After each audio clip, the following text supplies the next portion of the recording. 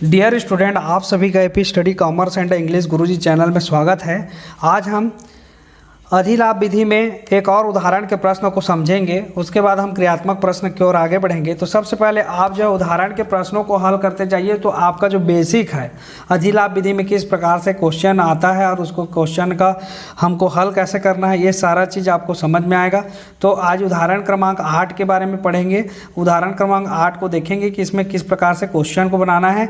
पिछले वीडियो में हमने बताया है कि अधिलाभ विधि क्या होता है, उसमें गणना कैसे करते हैं, और उदाहरण क्रमांक 7 से हम समझे कि किस प्रकार से अधिलाभ विधि में क्वेश्चन बनता है। फिर आज हम उदाहरण क्रमांक 8 को देखिए। एक फर्म ने गत 5 वर्षों में शुद्ध लाभ निम्न प्रकार से अर्जित किया।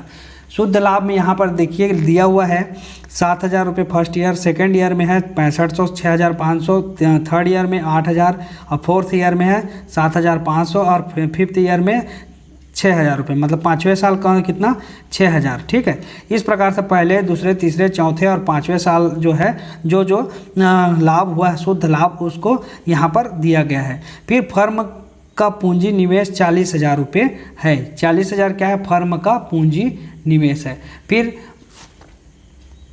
हाँ, यहाँ पर देखिए फर्म का पूंजी निवेश कितना है? 40,000 रुपये। बाजार में पूंजी पर उचित प्रतिफल 12% है। पूंजी पर, बाजार में पूंजी पर उचित प्रतिफल कितना है? 12% है। मतलब ये क्या है? एक प्रकार का क्या बता रहा है? 12% नॉर्मल प्रॉफिट है। ठीक है, सामान्य लाभ को बता रहा है कितना? 12%। इस प्रकार से सामान्य लाभ को उचित प्रतिफल भी लिखा रहेगा, आपको ध्यान देना है। ठीक, व्यवसाय की ख्याति का मूल्य ज्ञात कीजिए यदि यह गत 5 वर्षों के औसत अधिलाभ के 3 वर्षों के क्रय पर आधारित हो। यह गत 5 वर्षों के औसत, मतलब गत 5 वर्ष का हम औसत लाभ निकालेंगे, फिर उसका क्या निकालेंगे? क्या बोलते हैं, इसका सामान्य लाभ निकालेंगे। फिर उसके बाद हम क्या करेंगे? सामान्य लाभ और औसत लाभ में से हम माइनस करते हैं और जो आएगा वो अधिलाभ, और अधिलाभ से हम क्या फिर निकालना है? ख्याति की गणना करनी है। ठीक है, तो चलिए एक स्टेप से बारी बारी से हम समझते हैं कि किस प्रकार से आपको हर चीज़ों को बनाना है। तो सबसे पहले देखिए यहाँ पर दिया हुआ है, क्या दिया है? 7,000 है ना, 7,000, 6500। तो सबसे पहले औसत लाभ निकालना है आपको, औसत लाभ। तो यहाँ पर देखिए इसको औसत लाभ बराबर, चलिए समय की बचत के लिए मैंने इसको पहले से लिख दिया है। लिख करके आपको बना करके मैं बता रहा हूँ, एक एक चीज़ को समझाते जाऊँगा, आपको एकदम स्पष्ट क्लियर होते जाएगा। तो सबसे पहले आपको निकालना है औसत लाभ। औसत लाभ, इसको देखिए यहाँ पर से औसत लाभ कैसे निकालेंगे? तो हम जो है हर वर्ष का जो लाभ दिया है उसको जोड़ देंगे। ऊपर में लिख दिए 5 वर्ष का सारे लाभ को, उसके बाद क्या करना? भागित 5 कर देंगे, क्योंकि बटे 5 किए इसलिए, क्योंकि 5 साल का है इसलिए। तो 35,000 ये सबको जोड़े तो कितना आ गया? 35,000 बटे 5। अब 5 से भाग दिए तो कितना आ गया? 5 एकम 5 सत्ते 35, कितना आ गया? 7,000 रुपये। अब ये 7,000 क्या है? औसत लाभ है। अब हमको क्या निकालना है? सामान्य लाभ। तो सामान्य लाभ के लिए प्रश्न में दिया हुआ है कि पूंजी जो है बिजनेस में जो इन्वेस्ट किया हुआ पूंजी है उस पर 12% हमको क्या मिलता है? उचित प्रतिफल प्राप्त होता है। प्रश्न में दिया हुआ है, यहाँ पर देखिए, यहाँ पर लिखा हुआ है, देखिए यहाँ पे कि उचित प्रतिफल 12% है ना। बाजार में पूंजी पर उचित प्रतिफल कितना? 12%। तो हमको पूंजी पर 12% के हिसाब से क्या निकालना है? सामान्य लाभ निकालना है। ठीक, तो सामान्य लाभ बराबर हो जाएगा 40,000 गुणित 12/100 बराबर कितना आ गया? ये हो गया कितना है इसमें इन्वेस्टमेंट पूंजी? हाँ, 40,000। ठीक है, तो 12 का 4 से गुणा कर दिए, 12 दूनी 24, 12 तीन 36, 12 चौक 48। तो 4800 रुपये क्या आ गया हमारा? ये सामान्य लाभ निकल गया। अब अधिलाभ हमको ज्ञात करना है। अधिलाभ कैसे ज्ञात करेंगे? क्योंकि हम अधिलाभ विधि से बना रहे हैं प्रश्न को, तो क्या है हमारा औसत लाभ और सामान्य लाभ निकालना जरूरी है, क्योंकि अधिलाभ के लिए हमारा फार्मूला है औसत लाभ माइनस सामान्य लाभ। इसलिए औसत लाभ का हमको ज्ञात रहेगा और सामान्य लाभ, तभी आपका अधिलाभ निकल पाएगा। तो ये हमने इस फार्मूला के माध्यम से हमने तो औसत लाभ और अधिलाभ सामान्य लाभ निकाल लिया। अब औसत लाभ माइनस सामान्य लाभ, तो औसत लाभ कितना है? 7,000 रुपये और सामान्य लाभ कितना है? 4800 रुपये, 4800 रुपये, 7000 में 4700 घटा दिए, कितना आ गया 2200 रुपये, 2200 रुपये आ गया। अब ख्याति की गणना बोल रहे हैं, तो ख्याति की गणना प्रश्न में दिया हुआ है। ख्याति की गणना में लिखा है कि अधिलाभ के 3 वर्षों के क्रय के आधार पर, तो अधिलाभ कितना है, अधिलाभ 2200 रुपये है। इसमें बोल रहा है 3 वर्षों के क्रय के आधार पर ख्याति की गणना कीजिए, तो 2200 गुणित 3 कर दिए तो कितना आ गया 6600 रुपये आ गया। यही इसका क्या है, उत्तर है, आंसर है, यही इसका आंसर है। ठीक है, तो इस प्रकार से आपको इसको बनाना है। समझ में आ गया होगा, अगर नहीं समझ में आता तो वीडियो को एक बार रिवाइज कर लीजिए, सारा चीज़ एकदम से अच्छे से क्लियर हो जाएगा। अब क्वेश्चन नंबर उदाहरण क्रमांक है 9। इसमें देखिए ABC फर्म की भविष्य में प्रत्याशित औसत शुद्ध लाभ, यहाँ पर प्रश्न में क्या दिया हुआ है, औसत शुद्ध लाभ। यहाँ पे वर्ष के हिसाब से नहीं दिया है, केवल औसत शुद्ध लाभ एक साथ दे दिया है। कितना दे दिया है, 72,000 रुपये प्रति वर्ष है। ठीक है, 72,000 रुपये प्रति वर्ष है। अब फर्म की व्यवसाय में नियोजित औसत पूंजी कितना है, 4,50,000 रुपये। इस वर्ग के व्यवसाय में निवेशित पूंजी पर प्रत्याशित प्रतिफल की दर कितना है, 10%। 10% की दर से क्या मिल रहा है, सामान्य लाभ। किस पर, इस 4,50,000 पर हम क्या निकालेंगे, सामान्य लाभ कितना निकालेंगे, 10%। ठीक है, उसके बाद साझेदारों का पारिश्रमिक 12,000 रुपये प्रति वर्ष आकलित किया जाता है। साझेदारों का पारिश्रमिक कितना है, 12,000 रुपये प्रति वर्ष आकलित किया जाता है। अधिलाभ के 2 वर्षों के क्रय के आधार पर ख्याति का मूल्यांकन कीजिए। तो कुछ प्रश्न जो इस टाइप से आ जाएंगे तो आपको समझना है, और इस टाइप से क्वेश्चन आएंगे तो आपके दिमाग में रखना है कि इसको किस प्रकार से हल करना है। यहाँ पर देखिए इसका सॉल्यूशन में क्या दिया है, एक्चुअल एवरेज प्रॉफिट मतलब वास्तविक जो है क्या है, औसत लाभ क्या है। तो वास्तविक औसत लाभ की गणना हमको करनी पड़ेगी। तो ये जो है औसत शुद्ध लाभ दिया हुआ है कितना, तो 72,000। अब 72,000 में हमको वास्तव में कितना एकदम से शुद्ध हुआ है, शुद्ध लाभ वास्तव में कितना आया है, क्योंकि इसमें एक जो है ये वाले को माइनस नहीं किया इसमें से 72,000 में से। तो हम क्या करेंगे, साझेदारों का पारिश्रमिक जो 12,000 है उसको हम क्या करेंगे, इस 72,000 में से माइनस करना पड़ेगा। तब जो है एक्चुअल में हमारा जो शुद्ध लाभ है, औसत लाभ है, वो पता चलेगा। तो 72,000 में से 12,000 माइनस कर दे तो कितना आ गया, 60,000 आ गया। अब यही क्या है, हमारा एक्चुअल एवरेज प्रॉफिट है। ठीक है, यही हमारा औसत लाभ है। ठीक, शुद्ध औसत लाभ समझिए। ठीक, उसके बाद नॉर्मल प्रॉफिट, जैसे कि हम जानते हैं मतलब औसत लाभ निकालते हैं, उसके बाद हम क्या निकालते हैं, सामान्य लाभ। तो ये औसत नॉर्मल प्रॉफिट मतलब सामान्य लाभ। तो इसमें क्या होता है, जो भी पूंजी इन्वेस्ट किया है, कैपिटल इन्वेस्टेड मतलब जो भी हमने पूंजी लगाया है इनटू कर देंगे, और ये जो दर है बटे 100 कर देंगे। तो 4,50,000 गुणित क्या हो जाएगा, 10/100। 4,50,000 गुणित 10/100। यहाँ पर उसी को बताया हुआ है कि 4,50,000 गुणित 10/100। अब यहाँ पे 0 काट करके हमने इसको क्या निकाल दिए, 45,000 रुपये। ये निकल गया हमारा क्या, नॉर्मल प्रॉफिट, जो कि शुद्ध लाभ कहलाता है। यह नॉर्मल मतलब सामान्य लाभ कहलाता है। क्लियर हो गया। फिर उसके बाद सुपर प्रॉफिट किसको बोलते हैं, तो अधिलाभ को हम सुपर प्रॉफिट बोलते हैं। तो अधिलाभ निकालते हैं तो क्या होता है, अधिलाभ बराबर होता है हमारा औसत लाभ माइनस सामान्य लाभ। अधिलाभ बराबर औसत लाभ माइनस सामान्य लाभ। तो हम क्या यहाँ पे अधिलाभ कितना है, औसत लाभ कितना है, 60,000 रुपये यहाँ पर लिख दिए, और सामान्य लाभ कितना, 45,000 रुपये यहाँ पे लिख दिया। तो 60,000 में से 45,000 माइनस किया तो कितना आ गया, 15,000 आ गया। ठीक, अब इसी 15,000 पर हम क्या करेंगे, ख्याति की गणना करेंगे, क्योंकि प्रश्न में दिया रहता है कि अधिलाभ के 2 वर्षों के क्रय के आधार पर ख्याति का मूल्य ज्ञात कीजिए। तो अधिलाभ कितना आया, 15,000। अब 15,000 का 2 गुना कर देंगे तो 15 गुणित 2 बराबर कितना हो गया, 30,000 रुपये। यही इसका क्या है, आंसर है। ठीक है, तो ये हो गया आपका उदाहरण क्रमांक 9 का। आपको याद रखना है कि इस टाइप से क्वेश्चन आएगा। तो कुछ क्वेश्चन ऐसा रहता है जिसको आपको समझ करके रखना है कि प्रश्न में इस प्रकार का अगर क्वेश्चन आता है तो हमको इस टाइप से बनाना है। ठीक है, तो औसत शुद्ध लाभ दिया है 72,000, और उसमें अगर इस प्रकार का पारिश्रमिक कुछ भी अगर अलग से दिया हुआ है तो उसको हम क्या कर देंगे, माइनस कर देंगे। उसके बाद हम जो है क्या बोलते हैं, एक्चुअल मतलब वास्तविक औसत लाभ की गणना हमको करनी है और फिर उसके बाद नॉर्मल प्रॉफिट निकालना है, सामान्य लाभ निकालना है और उसके बाद हमको क्या करना है, अधिलाभ निकाल करके फिर ख्याति की गणना करनी। ठीक है, उसके बाद देखिए उदाहरण क्रमांक 10 को देखिए।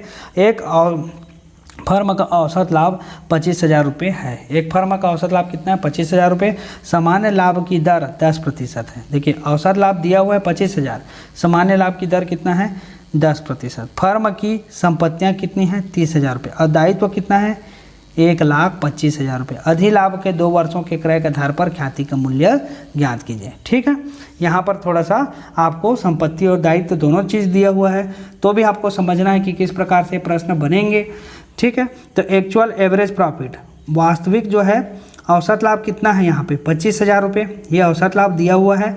फिर कैपिटल एम्प्लॉयड, इसमें कितना है, एसेट्स माइनस कर दिए, क्या लायबिलिटी मतलब संपत्ति माइनस दायित्व। ठीक है, संपत्ति को घटा देंगे, किससे, दायित्व से घटाएंगे। यहाँ पर ये 30,000 दिया प्रश्न में, इसको आप सुधार लीजिएगा क्योंकि यहाँ पर देखिए 3 लाख है, इसमें 1 शून्य कम हो गया है। ठीक, तो यहाँ पर 4 शून्य है, इसको हम क्या कर देंगे, 5 शून्य कर दिए यहाँ पर। ठीक है, तो 3 लाख में से दायित्व कितना हो गया, 1,25,000, तो 3 लाख में से 1,25,000 घटा दिए तो कितना आ गया हमारा वास्तविक में जो है जो संपत्ति है वो कितना, 1,75,000 रुपये का हमारे पास क्या है, पूंजी है।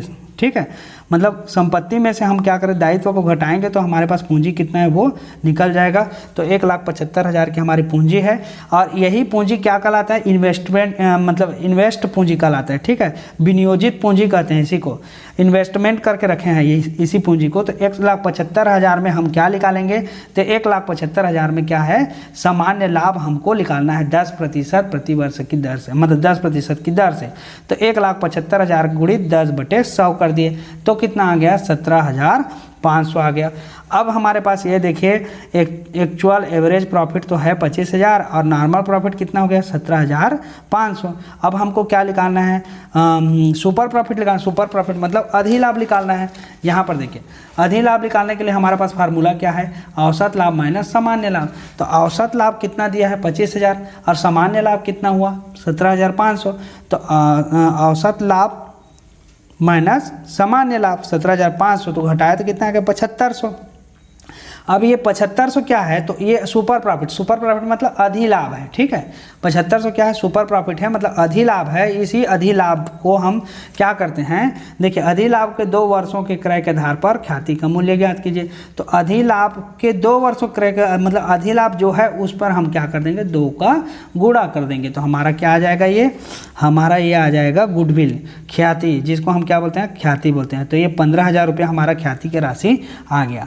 अगर आपको एक बार और समझा दूं, अगर समझ में नहीं आया होगा तो सबसे पहले आप देखिए कि संपत्ति दिया रहेगा और अगर दायित्व दिया है प्रश्न में, तो आपको समझना है कि संपत्ति में से हम दायित्व को माइनस करेंगे तब हमारा क्या निकलेगा, वास्तविक जो है विनियोजित पूंजी मतलब इन्वेस्टमेंट पूंजी जो है वो निकलेगा हमारा इन्वेस्टमेंट कैपिटल। ठीक है, हमने जो पूंजी विनियोजित करके रखा है, ठीक है, व्यवसाय में, वो पूंजी निकलेगा और उसी पर हम क्या की गणना करते हैं, सामान्य लाभ की गणना करते हैं। ठीक, सामान्य लाभ की गणना किस पर किया जाता है, तो विनियोजित पूंजी पर किया जाता है। ठीक, इसको याद रखिएगा हमेशा। तो संपत्ति में से हम दायित्व को घटाते हैं तब हमारा क्या निकल जाता है, विनियोजित पूंजी निकलता है। यहाँ पर देखिए तो यहाँ पे क्या किया, 3 लाख में से 1,25,000 को माइनस कर दिए तो क्या निकल गया, 1,75,000 आ गया। ठीक, अब इस नॉर्मल प्रॉफिट निकालने के लिए हम क्या करेंगे, तो विनियोजित पूंजी गुणित जो दर है सामान्य लाभ की दर बटे 100 करते हैं फार्मूला में, विनियोजित पूंजी गुणित सामान्य लाभ की दर बटे 100। यहाँ पर देखिए सामान्य लाभ को निकालने के लिए क्या करते हैं, विनियोजित पूंजी गुणित ब्याज की सामान्य दर बटे 100। अब इसी फार्मूला में हमको क्या कर देना है, फार्मूला को फिट कर देना है। तो यहाँ पर देखिए 1 लाख, ये क्या है, विनियोजित पूंजी है 1,75,000 गुणित 10/100 बराबर कितना आ गया, 17,500। अब सुपर प्रॉफिट, तो यहाँ पर देखिए सुपर प्रॉफिट, ये इसी को बोलते हैं सुपर प्रॉफिट, अधिलाभ को, वास्तविक औसत लाभ माइनस सामान्य लाभ। तो वास्तविक औसत लाभ कितना दिया, यहाँ पर दिया ना, एक्चुअल एवरेज प्रॉफिट 25,000, तो 25,000 यहाँ लिख दिए। और क्या है, नॉर्मल प्रॉफिट कितना है 17,500, इसमें से इसको माइनस कर दिए तो कितना आ गया 7,500। अब गुडविल निकालना है, तो गुडविल जो है क्रय के आधार पर होता है, तो अधिलाभ के 2 वर्षों क्रय के आधार पर, तो अधिलाभ कितना है 7,500 गुणित 2 कर दिए तो कितना आ गया 15। 1000 रुपये आ गया। ठीक है, ये हो गया आपका क्या, ये हो गया आपका अधिलाभ विधि। ये 3 प्रकार के प्रश्न दिए हुए हैं। आपके क्रियात्मक प्रश्न भी इसी प्रकार के प्रश्न दिए होंगे। देखिए एक प्रश्न से समझते हैं। यहाँ पर 31 दिसंबर 2016 को एक व्यवसाय की विनियोजित पूंजी कितना है, 3 लाख रुपये थी। इसके पिछले 5 वर्षों का औसत लाभ निम्नांकित है। तो यहाँ पर औसत लाभ दिया है 5 वर्ष का, तो हमको क्या निकालना पड़ेगा, एक इसका वास्तविक औसत लाभ निकालना पड़ेगा 5 वर्ष का। किस प्रकार से निकालेंगे, तो हम औसत लाभ, तो यहाँ पर देखिए ये जो दिया हुआ है वर्ष 2011 में 24,000, 12 में 30,000, 13 में 33,000, 14 में 42,000 और 2015 में 51,000। इन पाँचों को क्या कर देंगे, जोड़ देंगे और भागित क्या कर देंगे 5। ठीक है, जो आएगा वो हमारा क्या कहलाएगा, सामान्य, ये सॉरी हाँ औसत लाभ कहलाएगा। क्या कहलाएगा, वास्तविक औसत लाभ कहलाएगा। तो औसत लाभ की गणना यहाँ से हो गया। ठीक है, और उसके बाद हम क्या करेंगे, सामान्य लाभ की गणना करेंगे। तो सामान्य लाभ की गणना करने के लिए हमको विनियोजित पूंजी चाहिए। तो विनियोजित पूंजी प्रश्न में दिया हुआ है कितना, 3 लाख रुपये। तो 3 लाख रुपये दिया है। अब हमको देखना है कि दर कितना है। तो लाभ की सामान्य दर है 10%। देखिए कैसे बने, देखिए तो ये कैसे बनेगा। तो सबसे पहले हम क्या कर लिए, वास्तविक औसत लाभ की गणना कर लेंगे। वास्तविक औसत लाभ की गणना करने के लिए क्या करना पड़ेगा हमको, यहाँ पर देखिए सबसे पहले हम वास्तविक औसत लाभ की गणना करेंगे। तो जितना भी ये लाभ दिया हुआ है उसको हम क्या लिख देंगे, 24,000, 30,000, 33,000, 42,000 और 51,000 बटे क्या कर दिए 5 कर दिए। अब इन सबको जोड़े तो कितना आ गया, 1,80,000 बटे 5। 5 से भाग देंगे तो 36 और क्या है 3 जीरो आएगा। ठीक है, 5 दिया और 30 बचा, तो 5 छक्के 30 और 3 ठो जीरो है तो 3 ठो जीरो यहाँ पे उतार दी, 36,000 हो गया। अब सामान्य लाभ निकालेंगे। तो सामान्य लाभ निकालने के लिए हमको विनियोजित पूंजी चाहिए, गुणित लाभ की दर बटे 100। तो प्रश्न में दिया हुआ है लाभ की दर 10%, विनियोजित पूंजी भी दिया है कितना, 3 लाख। 3 लाख गुणित 10 बटे 100 कर दिए। तो यहाँ पर क्या आ गया, ये 30,000 आ गया, क्या, सामान्य लाभ। अब हमको क्या करना है, अधिलाभ निकालना है। तो अधिलाभ का फार्मूला क्या है, तो औसत लाभ माइनस क्या होता है, औसत लाभ माइनस सामान्य लाभ। तो औसत लाभ कितना है 36,000 और 36,000 में 30,000 को माइनस कर दी, कितना आ गया 6,000। यही 6,000 क्या है, अधिलाभ है।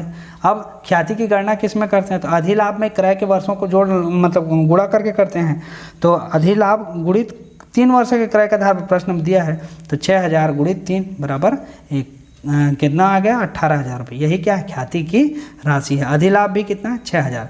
ये प्रश्न में इसका आंसर यहाँ पे दिया हुआ है, देख लीजिए यहाँ पे, ये अधिलाभ 6,000 और ख्याति की राशि 18,000। यहाँ पे बोला है, क्या बोला है कि यह लाभ की दर कितना है 10% और अधिलाभ के 3 गुना के बराबर। तो 6,000 गुणित 3 कर दिए तो 6 दिया 18,000 आ गया।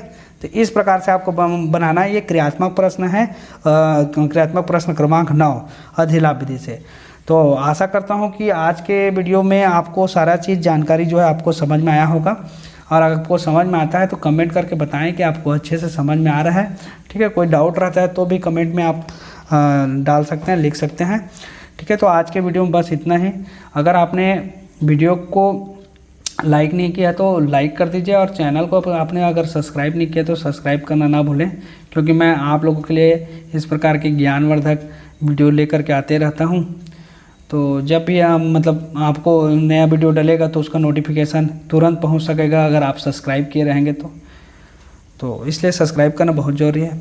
तो वीडियो को देखने के लिए आप सभी का बहुत बहुत धन्यवाद।